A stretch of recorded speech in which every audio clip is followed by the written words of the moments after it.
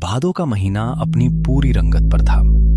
आसमान में काले बादलों का डेरा था और हवा में वो उमस थी जो हड्डियों तक को गला दे। मैं राजस्थान के छोटे से गांव रामपुर के एक छोटे से सरकारी दफ्तर में बैठा पुराने बही खातों की धूल झाड़ रहा था। ऊपर लगा पुराना लोहे का पंखा कचर कचर की आवाज के साथ गर्म हवा के झोंके फेंक रहा था, जो सुकून से ज्यादा कोफ्त पैदा कर रहे था। मेज पर रखी मिट्टी की सुराही से पानी रिसकर नीचे फर्श पर गिर रहा था, जिसकी सोंधी महक पूरे कमरे में फैली थी।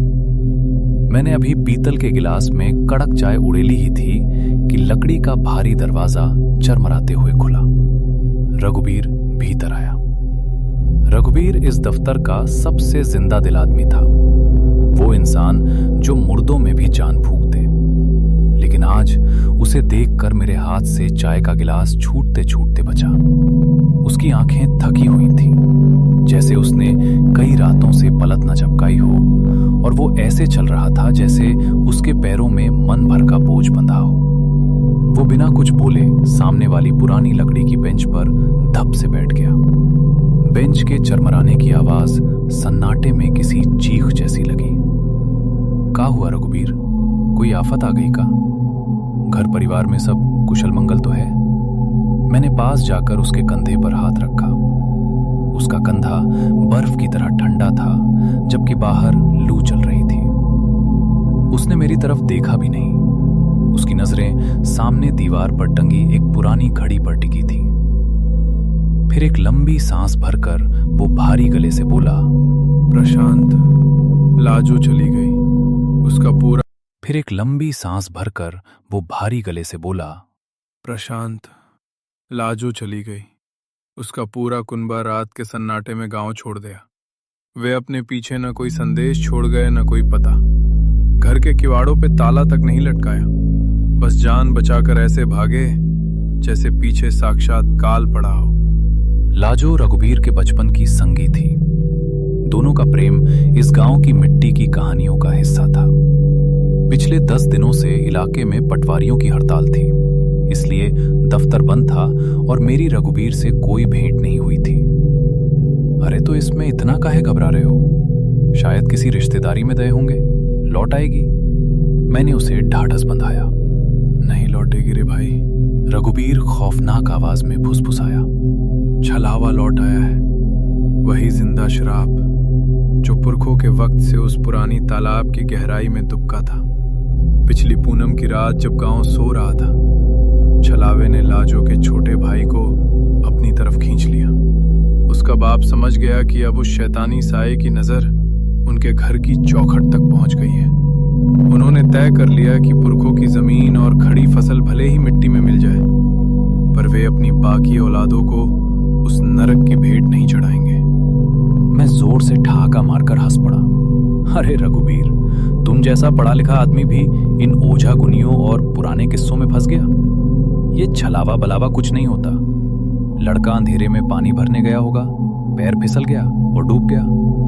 तुम लोग उसे भूत प्रेत का नाम दे रहे हो। मेरी हंसी सुनकर रघुबीर की मुट्ठियां बिछ गईं। उसके चेहरे पर एक अजीब सा गुस्सा और बेबसी दौड़ गई। उसने कोने में रखी मेरी लाठी की तरफ इशारा किया। प्रशांत, तुम शहर की चकाचौंध देख चुके हो, इसलिए तुम्हें ये बातें कहानी लगती हैं। लेकिन जिस दिन वो काला हाथ तुम्हारी गर्दन तक पहुंचेगा, उस दिन तुम्हारी ये सारी दलीलें धरी की धरी रह जाएंगी। अगर बहुत बड़े सूरमा बनते हो और खुद को बहादुर समझते हो, तो कल मेरे साथ मेरे गांव नेवादा की उस देगी तालाब पर चलो। कल अमावस की काली रात है। अपनी आंखों से देख लेना कि छलावा वहम है या हकीकत। उसकी बात में ऐसी कड़वाहट और सच्चाई थी कि मेरा मजाक वहीं ठहर गया। मेरे भीतर के तार्किक इंसान ने सोचा कि अगर मैं नहीं गया तो रघुबीर मुझे ताउम्र डरपोक समझेगा। मैंने उसकी चुनौती स्वीकार कर ली। अगले दिन सूरज ढलते ही हम रघुबीर के गांव नेवादा की सीमा में दाखिल हुए। गांव में घुसते ही एक अजीब सा सन्नाटा छा गया। न कहीं बैलों के गले की घंटियां थीं, न पनघट पर औरतों की हंसी। गलियों में कुत्ते भी दुम दबाए छिपे थे। हर घर के किवाड़ भीतर से बंद थे और चौखटों पर काली राख से निशान बनाए गए थे। हवा में एक अजीब सी भारीपन और सड़ान थी, जैसी सड़े हुए गोश्त या पुरानी काई की होती है। रघुबीर का घर गांव के आखिरी मुहाने पर था, जिसके ठीक पीछे से बीहर और कंटीले बबूलों का जंगल शुरू हो जाता था। घर के भीतर एक पुरानी ढिबरी जल रही थी, जिसकी कांपती रोशनी में परछाइयां दीवारों पर डरावना नाच नाच रही थीं। सर्दी का मौसम आने में अभी वक्त था, फिर भी उस कमरे के भीतर ऐसी हाड़ कंपाने वाली ठंड थी कि मेरे दांत बजने लगे। रात के करीब 12 बजे होंगे। रघुबीर ने अपना मैला अंगोछा सिर पर कसकर बांधा और अपनी लाठी उठाई। वक्त आ गया है प्रशांत। राय देगी अपना शिकार पुकार रही है। बस एक बात गांठ बांध लेना, वहां कुछ भी सुनाई दे, कोई भी तुम्हें तुम्हारे नाम से पुकारे, पर पलट कर मत देखना। अगर नजरें मिल गईं तो रूह वहीं कैद हो जाएगी। हम गांव की संकरी और पथरीली पगडंडियों से होते हुए तालाब की ओर बढ़े। आसमान में बादल ऐसे छाए थे जैसे किसी ने कफन फैला दिया हो। झाड़ियों के बीच से होते हुए हम राय देगी के किनारे पहुंचे। उसका पानी एकदम स्थिर और स्याही की तरह काला था। किनारे पर लगे पुराने बांस के पेड़ हवा में ऐसी आवाज कर रहे थे जैसे कोई औरत धीरे धीरे विलाप कर रही हो। के पीछे छिप कर बैठ गए। करीब 1 घंटा बीत गया, पर कुछ नहीं हुआ। सन्नाटा इतना गहरा था कि मुझे अपनी ही धड़कनें साफ सुनाई दे रही थी। मैंने धीरे से रघुबीर के कान में कहा, कहाँ है तुम्हारा छलावा? यहां तो एक मेढक भी नहीं टर्रा रहा। चलो वापस चलते हैं, बेकार में रात खराब कर रहे हो। जैसे ही मैंने रघुबीर की तरफ गर्दन घुमाई, मेरे शरीर का सारा खून जम गया। रघुबीर का चेहरा पीला पड़ चुका था और उसकी आंखें पूरी तरह सख्त थीं। उसके होंठों पर एक ऐसी ठंडी हंसी थी जो किसी लाश के चेहरे पर जम जाती है। वो आ गया है प्रशांत, तुम्हारे ठीक पीछे। रघुबीर की आवाज अब वैसी नहीं थी जैसी दफ्तर में होती थी। इससे पहले कि मैं पीछे मुड़कर देखता, तालाब के शांत पानी में एक भयंकर भंवर उठा। एक काला लंबा हाथ पानी से बाहर निकला और उसने बिजली की फुर्ती से मेरा टखना जकड़ लिया। वो हाथ इतना ठंडा था जैसे मौत का स्पर्श। उस काली ताकत ने मुझे दलदल और काली कीचड़ की तरफ खींचना शुरू किया। रघुबीर, लाठी पकड़ो, मुझे बचाओ! मैं पूरी ताकत से चीखा, लेकिन रघुबीर वहां खड़ा बस मुझे देख रहा था। वो अब इंसान नहीं लग रहा था। मैं अपनी पूरी जान लगाकर मिट्टी और घास को पकड़ रहा था, पर वो हाथ मुझे पाताल की गहराई की तरफ खींचता ही गया। कीचड़ मेरे घुटनों, फिर कमर और फिर छाती तक आ गई। मेरी आंखों के सामने अंधेरा छाने लगा और फेफड़ों में सांस फूलने लगी।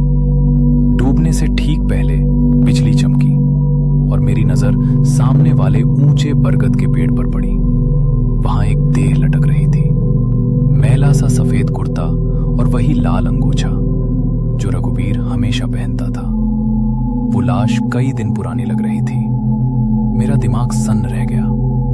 अगर रघुबीर की लाश वहां लटक रही है तो पिछले 2 दिनों से मेरे साथ दफ्तर में कौन बैठा था?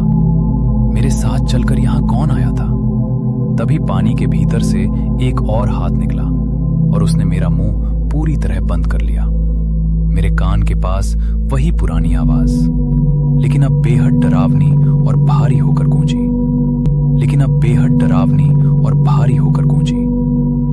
प्रशांत, तुम शहर वाले समझते हो कि जो आंखों से ना दिखे वो होता ही नहीं।